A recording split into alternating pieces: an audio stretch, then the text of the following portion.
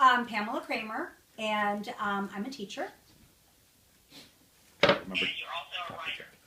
Yes, I write for Examiner.com. I write stories about animals and about books. Okay, and that's what I want to ask you about first is, how is it that you came to write about all these animals in need of rescue? I've been rescuing animals, dogs, cats, a rabbit, birds, for probably 30 years, maybe even longer. And probably about 15 years ago, I spent 10 years writing a Pet of the Week column for the local paper.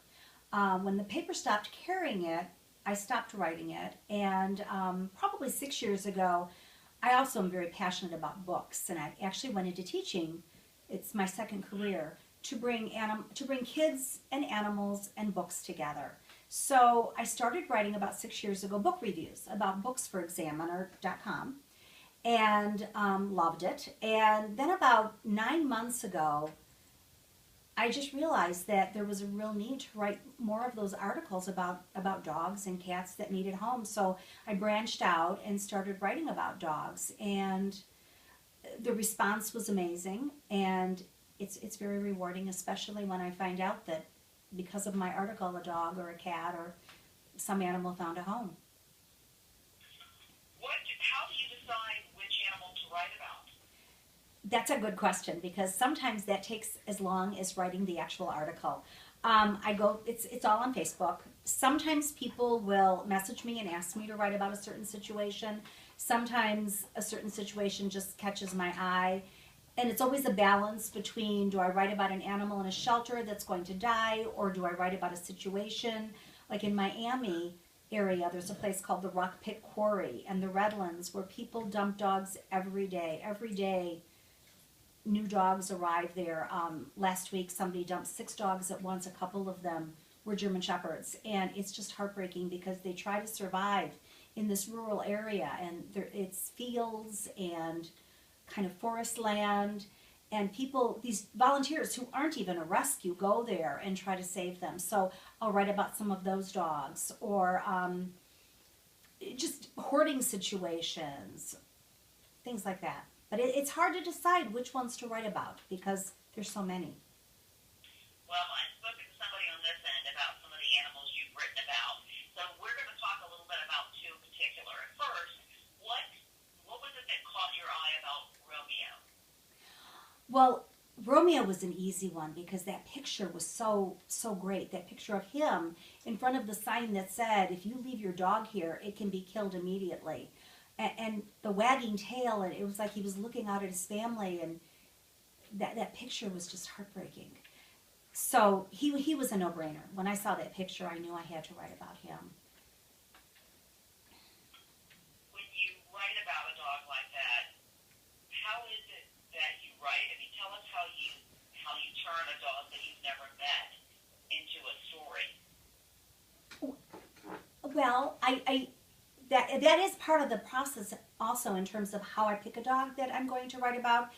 If it's just the bare bones, I can't write about it. So I do try to pick a dog, an animal, where there's some information about the temperament.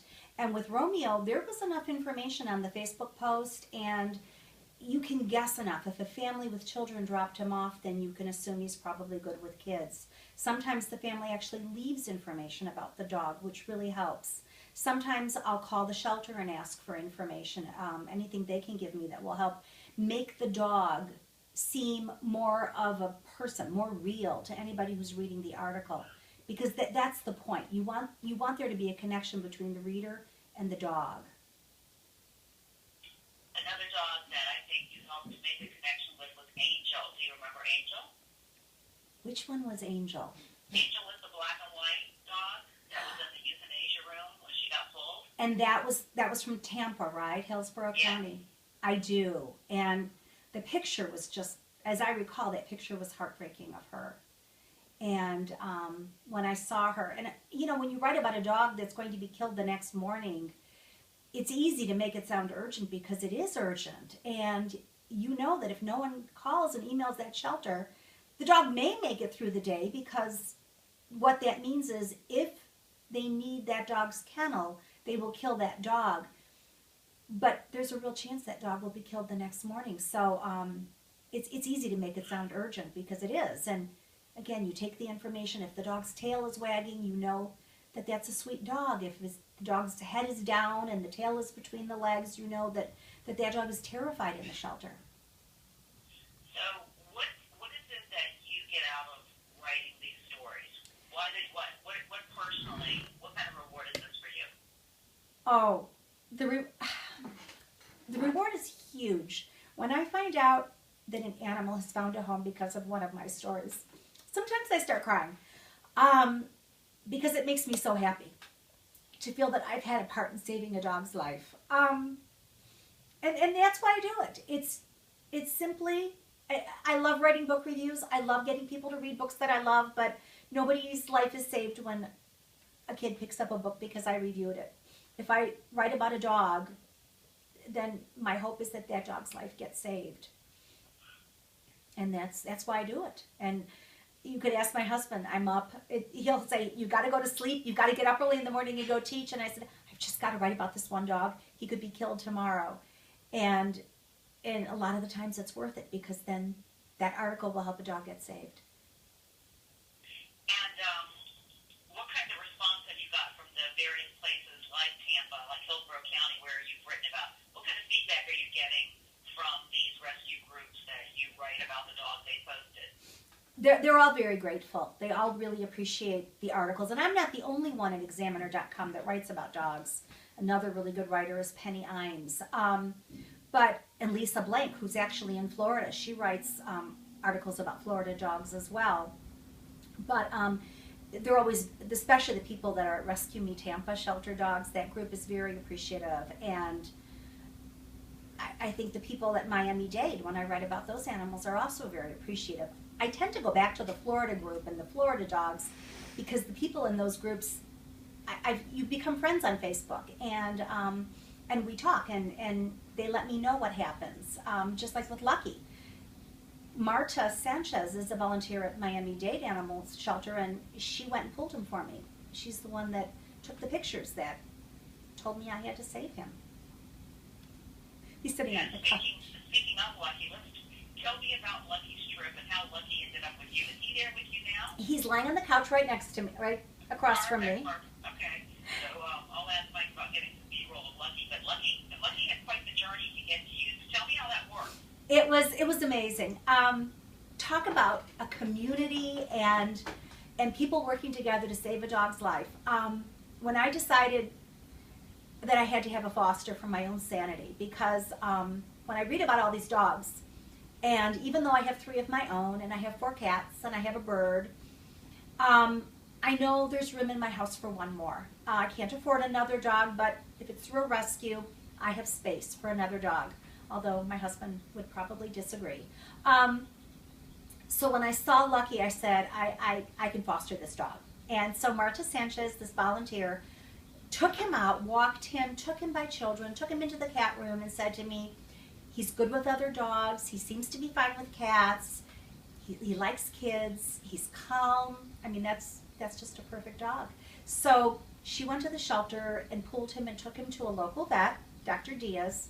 He was boarded for 10 days, it's kind of a quarantine period to make sure that he's healthy. And after those 10 days, the other Examiner writer I told you about, Lisa Blank, put on a Facebook page called Florida Transport that he needed a ride up north. And because I would have driven to Miami to get him, but I really didn't want to drive to Miami to get him. So in 24 hours, the transport had filled, taking him from Miami to Atlanta. So I drove down with my son and daughter-in-law, my son-in-law and daughter. We drove to Atlanta. He arrived at midnight. He spent the night in a hotel room there, and we drove back the next day. But the transport is amazing. So somebody picked him up at the shelter, drove an hour up. I think I gave you the schedule, but they're like hour and a half legs. And each person that transports the dog, I mean, there's transports that go on all over the country, but they bring water, they bring treats, they bring extra leashes, so that they can make stops and walk the dog. And he was in a car for 22 hours total over 2 days, just basically with potty breaks. And he was amazing. He was just amazing.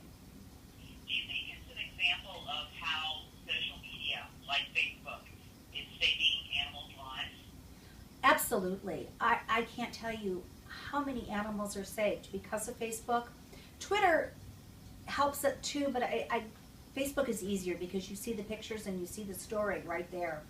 Although a lot of rescuers get very frustrated because on Facebook, if you tag too much, and of course people that are trying to save animals are tagging a lot, then they block you for 2 weeks and then you can't do anything. So a lot of people are very frustrated with some of Facebook's policies, but on the whole, it's an amazing source of networking for animals. In your opinion, then, the fact that the internet is there and helping connect people and animals, I mean, has this been transformative in terms of saving lives? I would have to say yes, absolutely. I think that just in terms of getting word out there, and even on a local level, because obviously you don't want necessarily to have dogs making trips from Miami to Chicago to be rescued, when in Chicago there are so many dogs who need homes. And vice versa, a lot of people in Tampa aren't very happy because there are groups that bring in puppies and dogs from other places, and there's dogs in Tampa that are being killed because there's no space for them and no families to adopt them. So the best is, but even in Chicago, there's a group locally in Waukegan that Waukegan's the second or third largest town in Illinois, and they have a shelter where not one dog is killed because of social networking, and that's a wonderful thing too. So it's wonderful on a national level, but it's also wonderful on a local level too. Works both ways. Yeah, it really does. Okay. All right, that's good. We're good with the interview. Okay. And if I can speak to Mike for a minute, just to give him an idea of a little bit of B-roll that I need, okay? Sure. Yep. Hi. Hey, Mike, thanks so much for doing this.